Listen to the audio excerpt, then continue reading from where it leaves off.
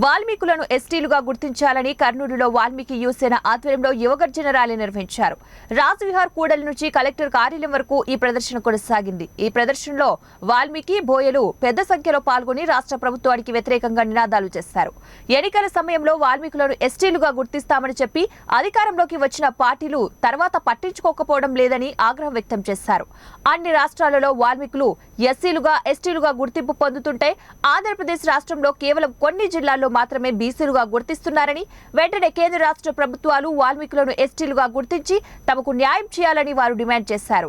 తర్వాత నెరవేర్చే దిశగా ప్రయత్నం చేయలేదనే విషయాన్ని ఈరోజు వాల్మీకి సామాజిక వర్గం గుర్తించింది. ఎన్నో పోరాటాలు చేస్తున్నారు. ఏం చేసినా ఈ డిమాండ్ అయితే నెరవేరకుండా ఈరోజు రాయలసీమలో లక్షలాదిగా ఉన్న వాల్మీకి సామాజిక వర్గము విద్యాపరంగా కావచ్చు, ఆర్థికంగా, సామాజికంగా, రాజకీయంగా అన్ని రకాలుగా వెనకబాటుకు గురవుతూ పూర్తిగా వలసలెళ్ళే పరిస్థితి ఈరోజు వాల్మీకి సామాజిక వర్గంలో ఉంది. కాబట్టే వాల్మీకి సామాజిక వర్గ అభివృద్ధి కోసము బీసీ యువజన పార్టీ ఆవిర్భావం రోజే స్పష్టమైన ప్రకటన చేయడం జరిగింది.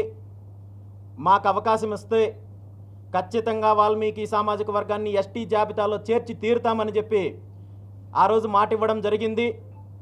ఆ మాటకి 100% బీసీ యువజన పార్టీ కట్టుబడి ఉంది.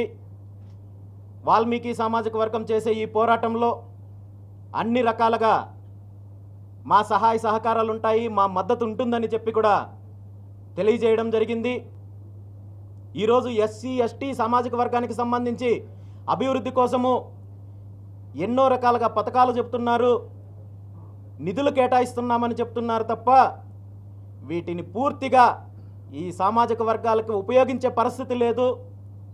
ఎందుకంటే వీళ్ళు చూపించే లెక్కలు, వీళ్ళు చెప్పే పథకాలు ఈ వర్గాలకు పూర్తిగా అందకపోయినా దీని మీద గట్టిగా పోరాటం చేసే శక్తి వీళ్ళకు లేదనే అలుసుతో ప్రభుత్వంలో ఉంటున్న నాయకులు, ప్రభుత్వ పెద్దలు పూర్తిగా ఈ ఎస్సీ ఎస్టీకి సంబంధించిన అభివృద్ధి నిధులన్నిటినీ కూడా కాజేసే ప్రయత్నం చేస్తున్నారనే విషయాన్ని కూడా ఈరోజు మనం స్పష్టంగా తెలుసుకోవాలి అని చెప్పి కూడా ఈ సందర్భంగా తెలియజేస్తున్నాను.